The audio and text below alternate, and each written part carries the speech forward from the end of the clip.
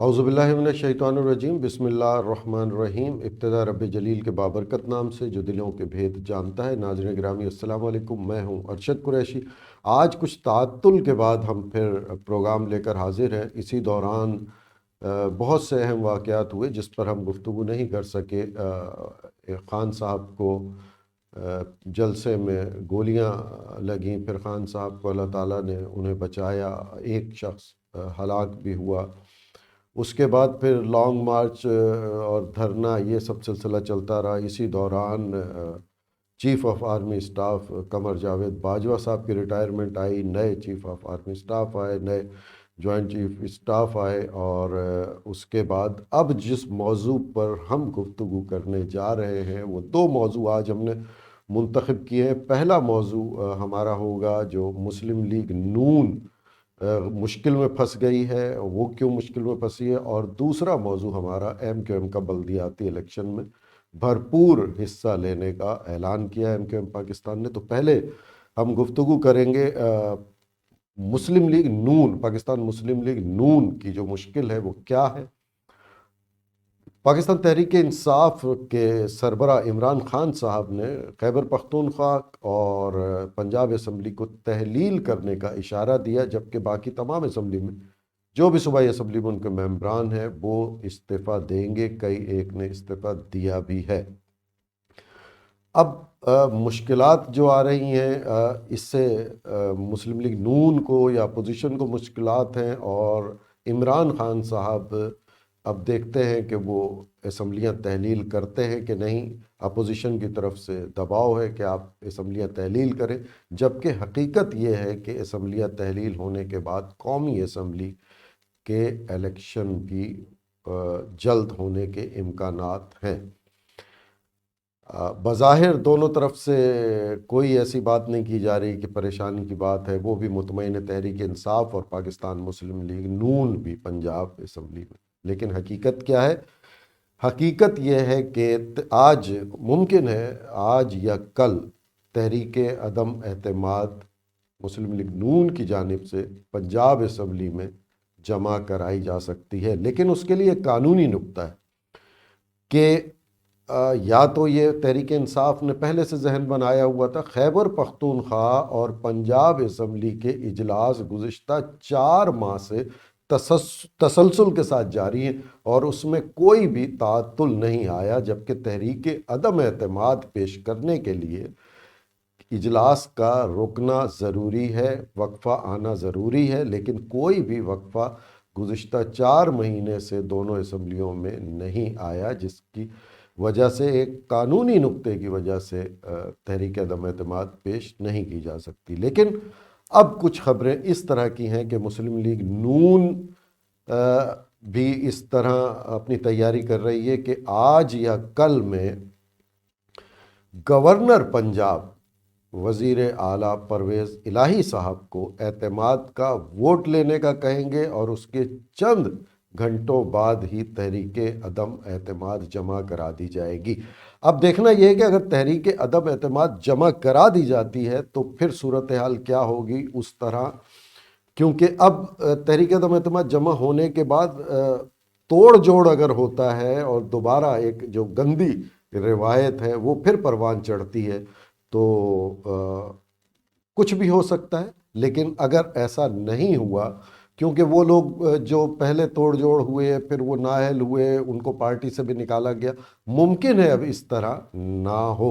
लेकिन अगर तहरीक अदम एतमाद पे वोटिंग कराई जाती है तो फिर मुस्लिम लीग नून को वाज़ेह अक्सरियत नहीं है, उनके पास मेंबरों की तादाद नहीं है, क्योंकि 18 सूबाई पंजाब के 18 सूबाई असम्बली के मेंबरान को स्पीकर साहब ने मुअत्तल किया हुआ है और उन पर पाबंदी है मुअत्तल होने के बाद कि वो 15 इजलासों में शिरकत नहीं कर सकते। तो अगर वो 18 वोट तहरीक अदम एतमाद में काउंट नहीं होंगे तो मुश्किल सूरत हाल है, क्योंकि अपोजिशन के पास तमाम जमातों के साथ मिला के गालिबन 180 के करीब उम्मीदवार हैं, यानी उनके वोट होंगे। और अगर तहरीक इंसाफ और کاف لیگ کو شامل کر لیا جائے تو 190 کے قریب ان کے اعداد بنتے ہیں۔ تو یہ ایک بہت مشکل مرحلہ ہے، اور خیبر پختونخوا میں اسمبلی تحلیل کی جا سکتی ہے بآسانی، لیکن وہاں بھی مولانا فضل الرحمان صاحب کے قریبی ایک عزیز گورنر ہے۔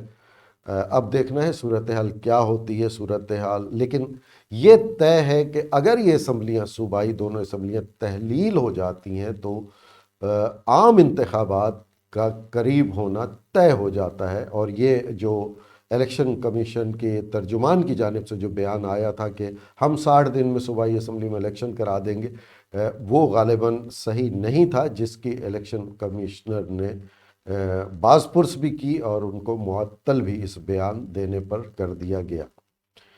تو یہ صورتحال آج اور کل میں واضح ہو جائے گی۔ اب ہم آتے ہیں دوسرے موضوع کی طرف، جو ایم کیو ایم پاکستان نے بلدیاتی انتخابات میں بھرپور حصہ لینے کا اعلان کیا ہے۔ یہ ایک کڑا امتحان، اپنے آپ کو امتحان میں ایم کیو ایم پاکستان ڈالنے جا رہی ہے، کیونکہ ایم کیو ایم پاکستان جو ضمنی کراچی کے الیکشن ہوئے یا صوبائی یا جو باقی جو بلدیہ کے الیکشن ہوئے دوسری جگہوں پر، وہاں صورتحال دیکھ چکی ہے۔ ضمنی انتخابات میں بھی ایم کیو ایم لندن کی جانب سے بائیکاٹ ہوا، لوگ نہیں نکلے، اور تمام اپوزیشن کی سپورٹ تھی ایم کیو ایم کو، جو بھی ووٹ پڑے اس کے باوجود بھی وہ ووٹ بہت کم تھے۔ ان حالات میں جب ایم کیو ایم کے بانی جو الطاف حسین صاحب کی تقریباً ایم کیو ایم لندن کی، یعنی جو اصل میں ایم کیو ایم کہتے ہیں کہ جو ایم کیو ایم ہے، اس کی جائیداد کی تعداد 7 ہے، جس پر ایم کیو ایم پاکستان نے اور ایم کیو ایم کے تمام دھڑے اس چیز پر متفق ہیں کہ وہ جائیداد ہماری ہے۔